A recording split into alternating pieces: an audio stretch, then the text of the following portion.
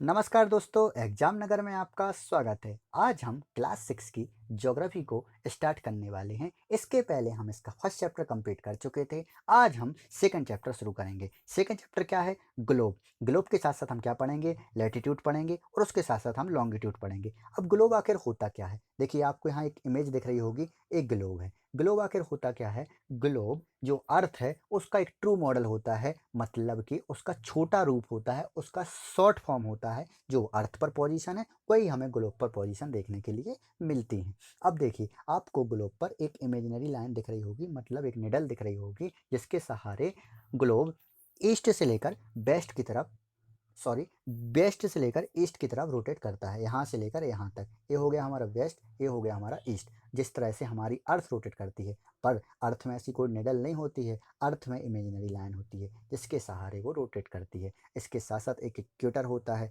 Equator होता है, वो अर्थ को दो पार्टों में बांटता है। उसके साथ साथ ऊपर वाले को नॉर्दर्न हेमिस्फीयर बोलते हैं, नीचे वाले को सदर्न हेमिस्फीयर बोलते हैं। इसके साथ साथ इनको हम डिग्री के फॉर्म में डिवाइड करते हैं, और ये हमारे डिग्री के फॉर्म में तरह तरह से डिफरेंस से चेंज होते रहते हैं। ठीक है, इतनी बात आपको समझ में आ गई होगी। अभी मैंने बताया एक इमेजिनरी लाइन जो अर्थ को इक्वल टू पार्टों में डिवाइड करे। ए हो गई हमारी अर्थ और ए हो गया हमारा इक्वेटर, जो क्या कर रहा है? अर्थ को टू इक्वल पार्ट में डिवाइड कर रहा है। ऐसे क्या बोलेंगे? हम इक्वेटर बोलेंगे। ए हो गया हमारा नॉर्दर्न हेमिस्फीयर और ए हो गया हमारा सदर्न हेमिस्फीयर। ए हो गया हमारा जिग्री 0 डिग्री और यहाँ हो जाएगा हमारा 90 डिग्री। कितना हो जाएगा? 90 डिग्री हो जाएगा। और ऐसा होता है तो इसे हम इक्वेटर बोलते हैं। और इसके साथ साथ अगर आगे पढ़ते हैं, देखिए आपको ये डायग्राम दिख रहा होगा। ए हमारा इक्वेटर हो गया, इसके ऊपर 20 डिग्री, ए हो गया 40 डिग्री, ये हो गया 60 डिग्री, ये हो गया 80 डिग्री। इसके साथ साथ जो पैरेलल्स दिख रहे हैं, एक पैरेलल्स दिख रहे हैं, इनको हम पैरेलल ऑफ लैटिट्यूड बोलते हैं,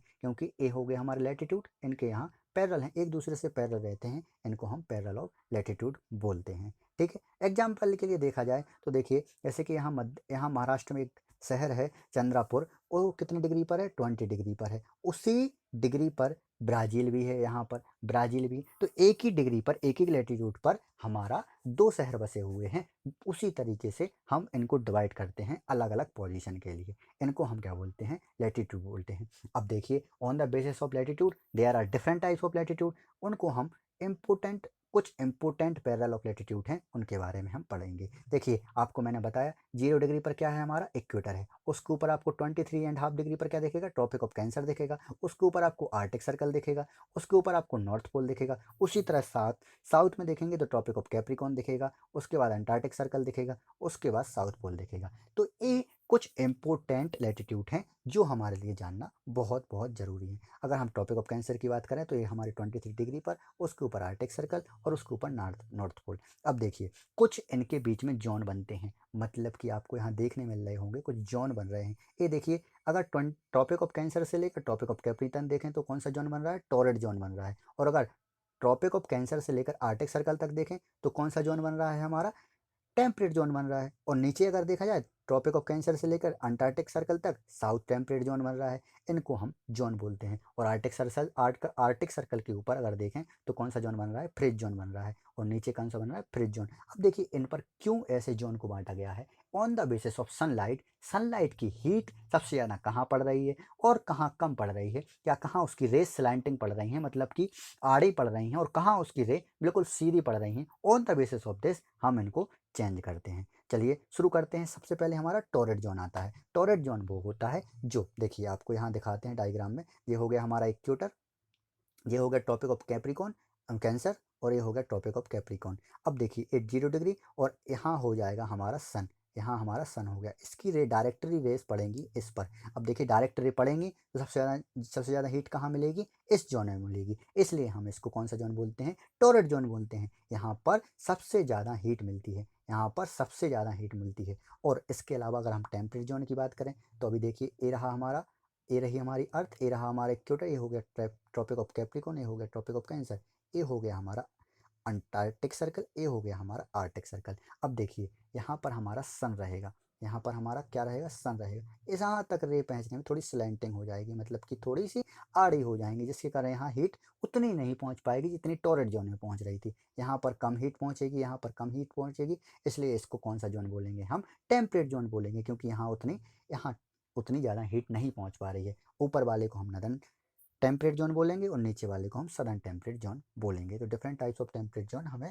अब इसके आगे हम बात करते हैं हमारे फ्रिज जोन की। जैसे कि ए अर्थ है और इसके आगे हमारा ये सन है, ये सन है। अब फ्रिज जोन कहाँ आता है? अंटार्कटिक सर्कल, एक ऊपर आर्टिक सर्कल और नीचे अंटार्कटिक सर्कल। इसके ऊपर देखिए सन की रेस बहुत ही कम पड़ रही हैं, यहाँ पर बहुत ही नामात्र के लिए पड़ती हैं, यहाँ पर सन की रे नहीं पहुँच पाती हैं। इसलिए इसको कौन सा जोन घोषित किया गया है? फ्रिज जोन घोषित किया गया है, जहाँ हमेशा बर्फ ही जमी रहती है। एक हमारा नॉर्दर्न फ्रिज जोन होता है और एक हमारा सदर्न फ्रिज जोन होता है। ठीक है, इतनी बात आपको समझ में आ गई होगी। अगर हम आगे बढ़ते हैं, अब आती है बात लॉन्गिट्यूड की। ठीक है, लैटिट्यूड तो आप समझ गए, अब लॉन्गिट्यूड की ज़रूरत क्यों पड़ी? क्योंकि अगर कोई पोजीशन, जैसे कि मैंने बताया था चंद्रापुर एंड ब्राज़ील एक ही लैटिट्यूड पर हैं, बट हमें और ज़्यादा मुश्किल होगी उनको जानने के लिए कि कहाँ पर हैं। अगर हम लैटिट्यूड के बारे में जानेंगे, देखिए ये हो गया हमारा लैटिट्यूड और ये हो गया हमारा लॉन्गिट्यूड, तो एक हमें पॉइंट मिल जाएगा, वहाँ पॉइंट पर उस पोजीशन को हम और अच्छी तरीके से बता पाएंगे। तो ये क्या होती हैं लॉन्गिट्यूड? लॉन्गिट्यूड वो चीज़ होती हैं जो नॉर्थ से लेकर साउथ तक चलती हैं सेमी सर्कल के रूप में,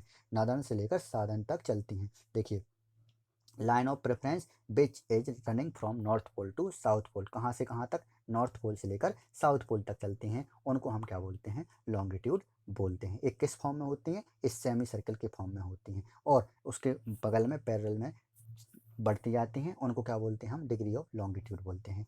देखिए दे आर सेमी सर्कल, क्या किस फॉर्म में होती है? Circle between them decrease striated forward. और जैसे ही जैसे देखिए ये हो गया हमारा अर्थ, और यहाँ से चलना चालू किया यहाँ पहुँचे, यहाँ से चलना चालू किया यहाँ पहुँचे, यहाँ से चलना चालू किया यहाँ पहुँचे। तो देखिए यहाँ पर सबसे कम, वहाँ से फिर ज़्यादा, थोड़े ज़्यादा, थोड़े ज़्यादा, और यहाँ पर बिल्कुल 0 डिग्री पर आ जाती हैं। ऐसे ही सब स्टार्ट होती हैं 0 से और कहाँ ख़त्म होती हैं? 0 डिग्री पर सभी लॉन्गिट्यूड ख़त्म हो जाती हैं। अब देखिए बहुत सारी लॉन्गिट्यूड आ गई, तो ये भी जानना ज़रूरी है कि सबसे मेन लॉन्गिट्यूड कौन सी है। मेन मतलब कि जहाँ से पॉइंट से स्टार्ट किया गया उस लॉन्गिट्यूड को क्या बोलते हैं? देखिए आपके लिए बता दिया जाए, एक प्राइम मेरिडियन बनाई गई, मतलब कि जैसे ये अर्थ हो गया तो एक प्राइम मेरिडियन बनाई गई जिसको 0 डिग्री लॉन्गिट्यूड बोला गया। ये कहाँ से निकली है हमारे? ये हमारे ब्रिटिश लॉयर ऑब्जर्वेटरी ग्रीनविच से निकली हुई है। याद रखना, ग्रीनविच से हमारी प्राइम मेरिडियन निकली हुई है। ठीक है, और देखिए आपके लिए बता दें, ये हो गया हमारा प्राइम मेरिडियन। इसके इस साइड चलने पर 180 डिग्री और इस साइड चलने पर 180 डिग्री। और देखिए अगर इसको 0 डिग्री, इसको टाइम जोन भी, टाइम लाइन भी बोलते हैं, क्योंकि इसी से हम टाइम डिसाइड करते हैं। और अगर कोई भी बंदा इधर से ग्रीनविच से लेकर ईस्ट की तरफ चलता है तो उसका टाइम इंक्रीज होगा, और अगर कोई भी बंदा वेस्ट की तरफ चलता है तो उसका टाइम डिक्रीज होगा। ठीक है, समझ गए? मतलब कि अगर उसका टाइम इस साइड चलता है तो वो इंक्रीज होगा, और इस साइड चलता है तो वो डिक्रीज होगा। इतनी बात आपको समझ में हुई, ये बहुत ज़्यादा इंपॉर्टेंट लॉन्गिट्यूड हो गए। ठीक है दोस्तों, अब बात करते हैं लॉन्गिट्यूड एंड टाइम की। हमने टाइम का पहले ही बता दिया है, पर एक बार और बता देते हैं। ये रहा हमारा अर्थ, इसके यहाँ ग्रीनविच। अगर कोई भी बंदा, पर्सन, अगर ये डिग्री 0 डिग्री से लेकर ईस्ट की तरफ चलता है तो टाइम इंक्रीज होता है, और वेस्ट की तरफ चलता है तो टाइम डिक्रीज होता है। जैसे यहाँ इंग्लैंड में, अभी इंग्लैंड से हमारा टाइम कितना प्लस है? 5.5 5.5 आवर हमारा टाइम इंक्रीज रहता है। कहाँ से? इंग्लैंड से रहता है। और उस साइड क्या रहेगा? डिक्रीज रहेगा।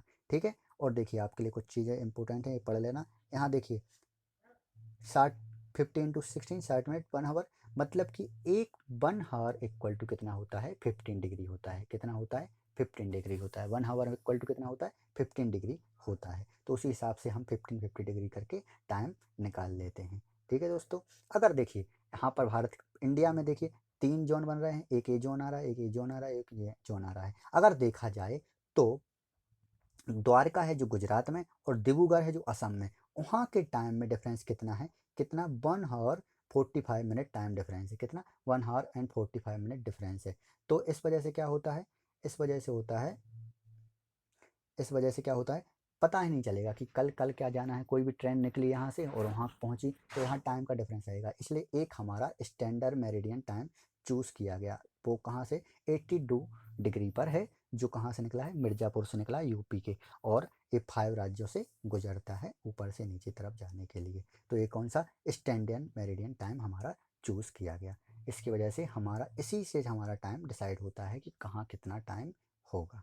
ठीक है दोस्तों, तो होप आपको ये चैप्टर समझ में आया होगा। आज का क्वेश्चन हमारा ए रहेगा, the Antarctic circle is located in northern hemisphere, southern hemisphere and eastern hemisphere. और इसके बारे में आपको आंसर कमेंट में देना है। अगर वीडियो पसंद आई है तो लाइक करें, कमेंट करें और सब्सक्राइब करना ना भूलें। थैंक यू दोस्तों, थैंक यू सो मच।